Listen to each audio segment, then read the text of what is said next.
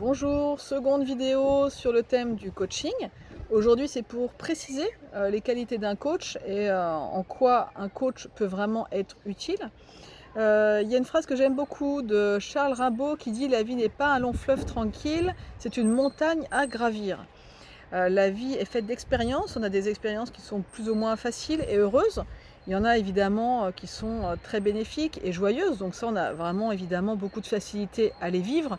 Mais il y a par contre des expériences qui sont beaucoup plus difficiles, voire traumatisantes, voire compliquées, voire qui amènent à une dépression.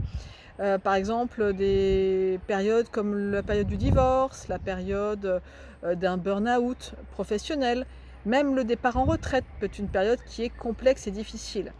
Donc tout l'intérêt, c'est d'avoir un coach qui permet de traverser cette période, de voir plus loin, d'avoir une vision bien plus large, qui permet de prendre conscience de nos qualités, de nos compétences, de tous les atouts que nous avons déjà. Et c'est bien le but aussi d'un coach, c'est d'accompagner le coaché pour sortir de cette zone, j'ai envie de dire, compliquée, difficile, où parfois on ne trouve plus la porte ni la fenêtre, on n'a plus d'issue, on ne sait même plus par où commencer. Et des fois on n'a plus envie, on n'a même plus de projet, on n'a plus rien qui nous motive. Alors l'idée d'un coach, c'est ça, c'est d'accompagner la personne à reprendre au fur et à mesure et en respectant son rythme, goût à la vie, j'ai envie de dire. Voilà, la vie est vraiment magnifique et parfois franchement c'est difficile. Moi-même, il y a des périodes de ma vie où franchement je ne voyais plus du tout ce qui pouvait être motivant. Et aujourd'hui, bah voilà, j'ai fait tout ce chemin-là et c'est pour ça que je parlais aussi des qualités d'un coach. Parce que moi je trouve que vraiment on parle beaucoup de certification, de diplôme. Et même si en effet je trouve ça vraiment important, moi je suis moi-même en train de me certifier actuellement. Et je trouve que c'est vraiment des atouts, parce que ça prouve qu'on a vraiment des outils spécifiques et qu'on s'est professionnalisé. Mais vraiment, ça ne fait pas tout. Et j'irai aussi à l'encontre de certaines personnes, mais c'est pas contre elles, hein, mais c'est parce que je n'ai pas la même vision. Où j'entends surtout, voilà, ce qui est important, c'est le diplôme et la certification. Moi, j'ai envie de dire, ça, c'est un élément, mais c'est vraiment pas le plus important pour moi, et ce n'est que ma vision. Pour moi, le plus important, c'est qu'un bon coach, c'est quelqu'un qui a fait le job. C'est-à-dire qu'un coach, c'est quelqu'un qui a été lui-même coaché. Souvent, chez les thérapeutes, il y a une obligation d'ailleurs pour être thérapeute, alors je crois que c'est psychothérapeute, où il faut avoir fait un certain nombre d'années, ou un analyste en tout cas, un certain nombre d'années d'analyse pour avoir fait le job finalement. Et ce n'est pas du tout obligatoire en tant que coach. Et pour moi, un coach, il peut être certifié, avoir en effet appris des livres, etc. Donc il pourra avoir mentalement bien compris les choses. Mais pour moi, ça n'a rien à voir avec le fait d'avoir travaillé sur lui. C'est-à-dire que pour moi, mais c'est que ma vision, mais je la partage parce qu'elle est importante pour moi, un bon coach, c'est quelqu'un qui a lui-même vécu l'expérience, qui a expérimenté, c'est-à-dire qui a été coaché pendant un certain nombre d'années, ce qui a été en tout cas mon cas, qui a fait ce chemin. C'est-à-dire que le chemin que je vais vous proposer, c'est un chemin que j'ai vécu. Donc j'ai déjà cette expérience-là. J'ai déjà surtout vécu les différentes étapes que vit un coaché, c'est-à-dire les différentes prises de conscience. Ce moment où on comprend que finalement on n'a absolument rien saisi, rien compris, et que du coup on a l'impression qu'il va falloir tout recommencer. Et c'est ok. Et qu'il y a de nouvelles fondations qui vont se mettre en place. Et puis on va faire des prises de conscience. Et là on va vraiment, tout ce qui est le pardon, la prise de conscience de nos responsabilités.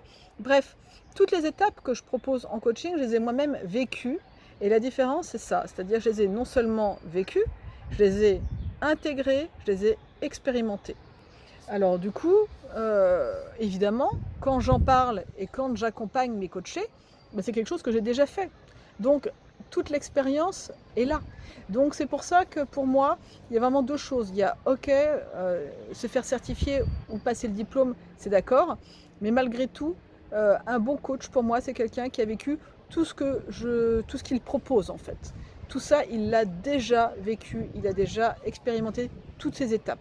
Et la grande différence, de toute façon, c'est qu'on peut garder toutes les choses de façon mentale, au niveau de sa tête. Donc, c'est-à-dire, on comprend, on trouve ça super intéressant. Oh là là, qu'est-ce que c'est chouette d'apprendre de nouvelles choses. Mais l'étape absolument cruciale, c'est ok, on a tout ça au niveau mental, mais on va l'expérimenter dans la vraie vie. On va le vivre, on va voir comment ça fonctionne. On va voir qu'en effet, en changeant notre façon d'être, qu'en changeant nos croyances, et ben ça change totalement notre vie et notre perception. C'est vraiment un moment assez incroyable. Et puis ensuite, on va l'intégrer, c'est-à-dire que de façon automatique, ces choses-là vont être intégrées dans notre vie. Et on va même plus y penser parce que de façon automatique, on va les faire. Et par exemple, la gratitude, c'est quelque chose qu'on va faire au quotidien, sans même s'en rendre compte. Et voilà, et il y a plein d'étapes comme ça. Donc pour moi, un bon coach, c'est ça. Et je voulais vous dire certaines qualités que je mettrai de toute façon dans le texte. Donc là, je ne vais pas toutes vous les citer puisque je vais les mettre. Mais un bon coach, c'est quelqu'un qui aura une écoute active. Quelqu'un qui n'aura pas de jugement. Quelqu'un qui ne donnera pas de conseils. C'est quelqu'un qui va vraiment vous accompagner dans le processus avec vos qualités, mettre en exergue tout ce qui fonctionne déjà très bien chez vous, tous les atouts que vous avez. Et il va vraiment vous accompagner pour mieux comprendre qu'est-ce qui vous motive, qu'est-ce qui vous mobilise, quel est vraiment le cap que vous avez, parce qu'il faut beaucoup de courage, beaucoup de courage, et ça je le répète à chaque fois, pour évoluer, pour avancer sur ce nouveau chemin.